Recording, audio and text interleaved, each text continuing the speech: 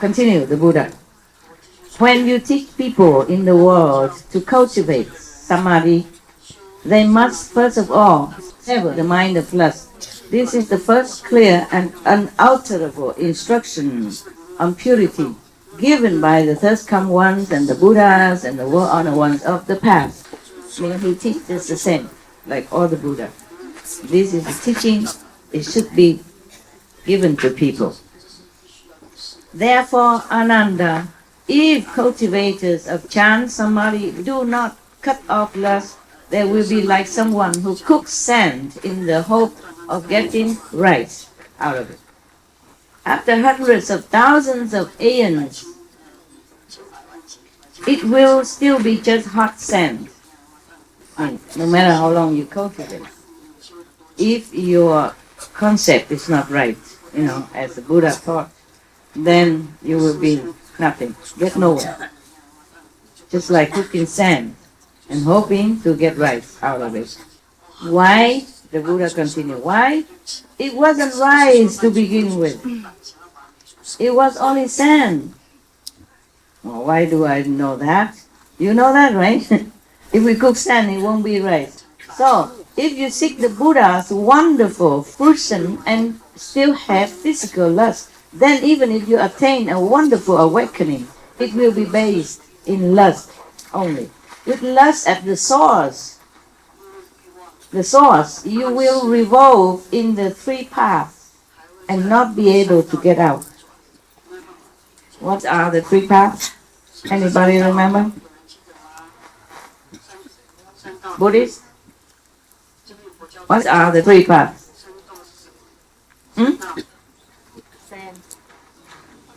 Huh? Susan? Okay, yes. Okay, she say the three paths, including being the, animals and the hungry ghost and health. This is the path that you have to walk through if you cultivate based on lust. Oh, so scary. Not just like practice and then easy to become Buddha. There are so many traps around, and there are more. Look at all this. I mark it all for you here. I mean, I don't just mark, it's not only here. I mean, this is the beginning of that. And that is at the end of that. So I mark only 2 times. I had to read all this in order to select out for you some. You see that? Yeah? Okay. And this is not yet the January of the calendar. It's just December. All right. So the Buddha continued. With lust at the source, you will revolve in the three paths and not be able to get out. Which road will you take to cultivate and be certified to the first come one's nirvana? He asked. Meaning, if you continue to frolic in the lustful kind of attitude and mind, then you will not. How can you get to nirvana? He continued. You must cut off the lust which is intrinsic, inherent even, in both body and mind, for human. Then get rid of even the aspect of cutting it off. At that point, you will have some hope of attaining the Buddha's body. Hope only even yet.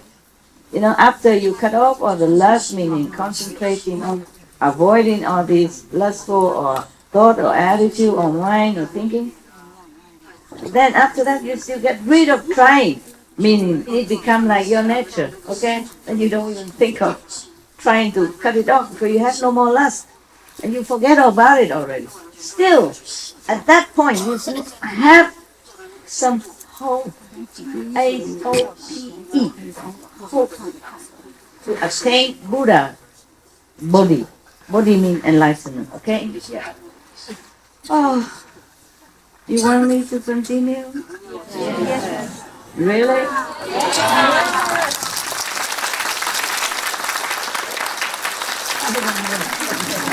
It seems so hopeless. After doing all that, it seems just hopeless. Okay, and where are we all going? Huh? You and I. Huh? It's okay. It's okay. There is hope. Okay? There is enlightenment. Maybe seems difficult. Avoiding a temptation, lust seems to be difficult. But if we know we have it, we still can be redeemed. If we know, okay, I'm having lustful thoughts, cut it off, okay? Try to cut it off. At least you know, okay? At least you know. For example, you know that you're sick, yeah? You're sick already, what to do? At least you know you're sick, okay? Then you will find a way to cure yourself or go to doctor or talk to somebody who can help you. You see, there's always some remedy. Just be mindful of what you think, of what you cultivate in your stupid mind. Not intelligent mind. The mind is not your fault. The mind has been born like that. Too much trouble. Just following the world. Yeah? Only the soul is truly wise and intelligent. Yeah? And good. And virgin. And whatever the best you think of, that's even so inherent already. And here we have physical body. And we have the mind. We have the brain. This also the Buddha said inherently we will think lustful thought. Yeah, the hormones, the society, infection, the example of others, the company we mix with, the work we're doing, the picture we see daily, okay, the people we contact. All these are there just to make us struggle. So just know that, okay, and try your best. Always think the opposite way. Remember the 5 holy names. Remember to pray to all the saints, the master to help you. Then it's okay. Yeah? It's not as okay as if you don't have. But we try our best. And our heavens know how difficult it is to live in this world and being like a pure lotus in the mud. How difficult that is. Even if you don't want to have any lustful, for example, relationship, somebody come along and try to scratch you around until you give in. Because maybe you feel sorry for that the guy or girl trying too hard. Maybe you're just lonely at that time. Maybe you just gone through a difficult period of your life. Maybe you just lost your job. Or maybe you just gone through the winter of your spiritual cultivation. And maybe you just lost some loved ones and you're just lonely, you're just weak and something come attack you. This is a Maya. The Maya will use anything to attack you. Not just person. Use anything at all. Creating problem for you. So be merciful to yourself. Just be aware, okay? Do not try to condemn yourself too hard. You're only human. We are only humans, okay? Well, I don't mean you are human. I mean you have human's body. And the human body, human's brain are source of all illness. If we don't take good care and be alert and knowing what they're doing to us. Got that? Yes. Knowing our weakness so we can forgive ourselves and strive to be stronger. Okay, not spoiling us, not indulging in our weakness. Then it's all right.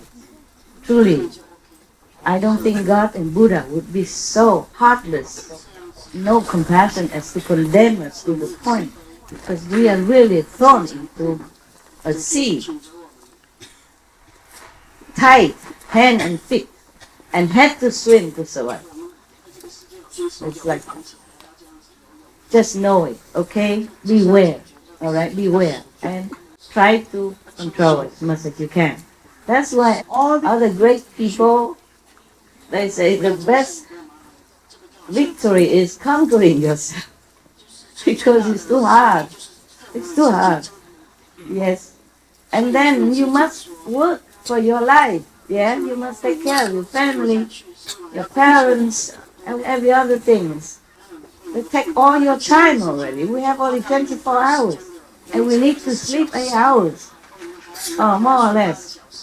And we have to cook, we have to go shopping, we have to eat, we have to take care of our clothes, we have to pay tax, we have to drive car to work, drive back, insurance. Oh, God.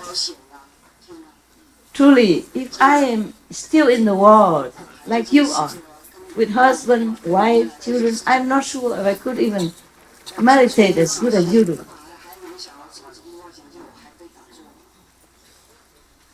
Good for Buddha that he left the whole kingdom, left for 500 concubines, yeah? 500, but that's a fixed number in India, I told you. That could mean 200, it could be 50, I mean a lot, many, many. They always say 500, 2,000, you know? 84,000, I explained already last time. Like that. So I'm not trying to condemn you ever, okay? I feel really, really that you are worthy of admiration and respect. I truly feel that way. That you're so strong, so tough. Such a world you live in. So many things binding you. So much stuff to distract you. So many temptations to bind you. So much obligation on you. And you still want to practice and meditate, and go to group meditation, and go to charity events, helping me with SMTV, cleaning the ashram for everybody, etc., etc. You really earn a place in heaven.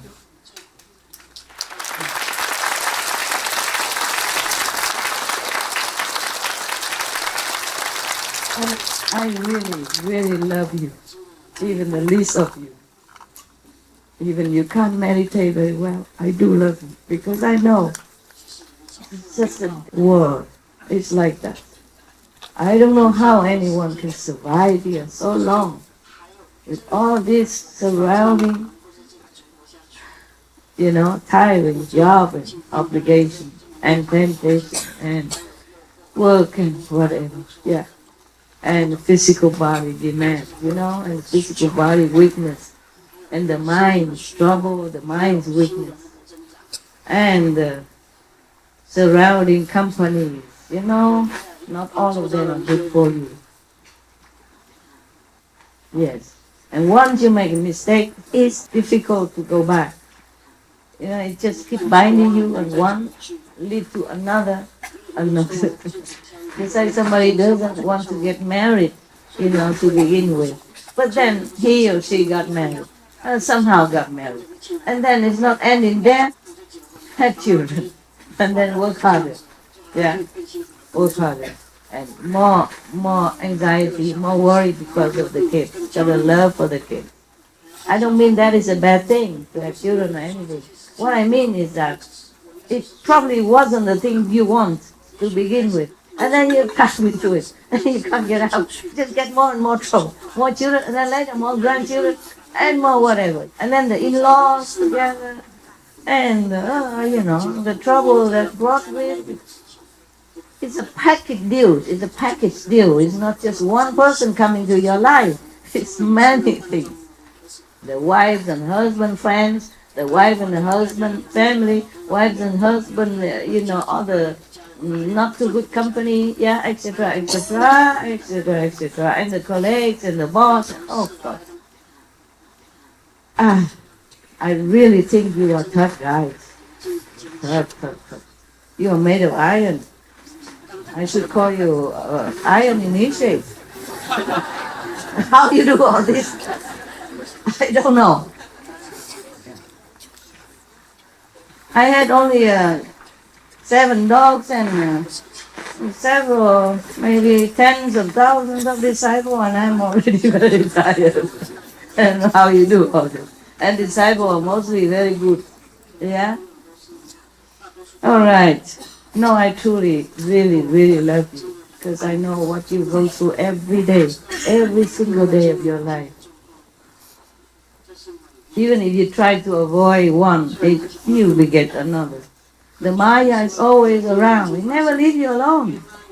He doesn't leave me alone. He can't mess up with me. He mess up with my, attendant, assistant. Actually, dog's assistant. Every day. Every day. If I cannot cry, I just laugh. What else to do? Cry and laugh is same. Same situation. Yeah. You're in prison already. You cry or you laugh, what would you do? Still in prison, right? Make no difference. Just as I told you. Yeah? I wear high heel and I stand up, still make not much difference to you. You don't see me much. Right. Now, I told you, I talk a lot. You need a calendar now? Huh? Hey, it's all your fault. You don't want me just to read it. You want me to talk? Never mind, we have fun, okay? We have fun. Yeah, whatever. Okay, huh? You already have training method. You already know the 5 precepts. What else can be wrong? And you want to see your master. Can it be wrong? No, right? So she has to sit here so you can see her, right? And if you cannot just sit here for just look for her to talk photos. Entertain you, huh? Yeah, you should be lucky to have some entertainment master, no? Yeah.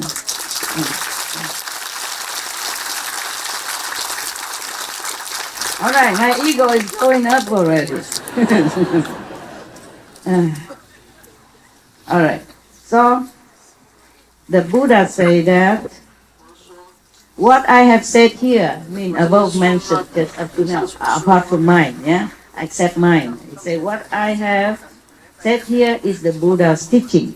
Any explanation others counter to it, opposite to it, is the teaching of the Papiya, meaning the atheist, meaning it's wrong. Huh? What the Buddha said about the lustful mind, that we should cut off, we should beware of it. Just be beware of it, okay? Then that is the teaching of the Buddha. He didn't say be beware of it. I say that. Because the Buddha has it too good. Maybe he doesn't know much about the suffering of normal humans. So he said, you have to do it or die. So I tell you, beware and control it.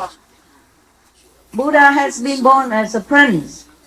And he has been a Buddha forever. He's a tough guy, right? Prince, muscular, and 500 concubines. Born in silk and silver and gold. And even he went out after a few years, he became Buddha again. And people worship him. Whatever he says, people listen with awe, respect. Yeah? So he probably never had to work all his life. Of course, it's his good karma, good marriage. You could cultivate. Well, and then you can become a king and then a prince and a Buddha like that. If you cultivate what the Buddha said. Okay? Right. So the Buddha has cut off his tie with the world. As a prince, he was so well protected. He lived in luxury. Yeah, he lived in protection, love, and respect, worship, whatever you want, he got. Until he went out and saw the suffering on the street, then he wake up. But even then, he went to become a monk. Also, it's not like you have to go out to work, fighting with the world for some morsel of food and a few dress on your body. That's a different suffering. But the Buddha has been determined to be enlightened in order to help sentient beings. That was also a very hard job. But it's a different. He doesn't roll in the traffic jam every early morning when your eyes still not open, just to go out to work. Otherwise, you don't have bread on your table.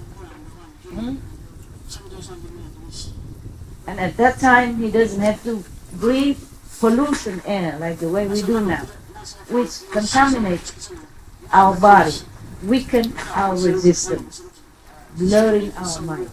We have all this now. You have all this now. Apart from other hardship you have to endure every day in your life. So if the Buddha were born again in this lifetime with you in your century, in your generation, and have to undergo all this hardship, then probably he would be more lenient.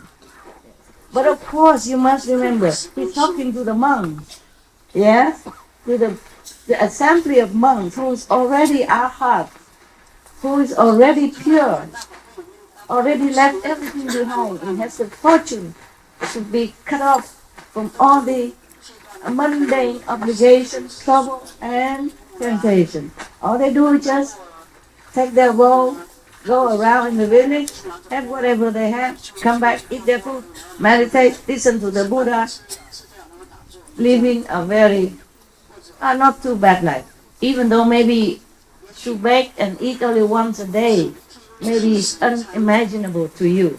But you get used to it. And if you have no choice, that's probably be good.